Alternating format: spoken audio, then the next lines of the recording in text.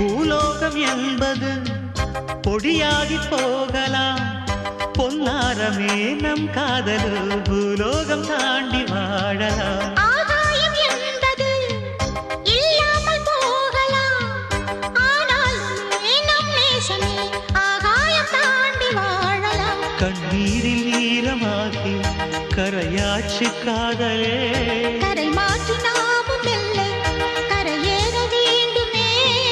நாளை வரும் காலம் நம்மை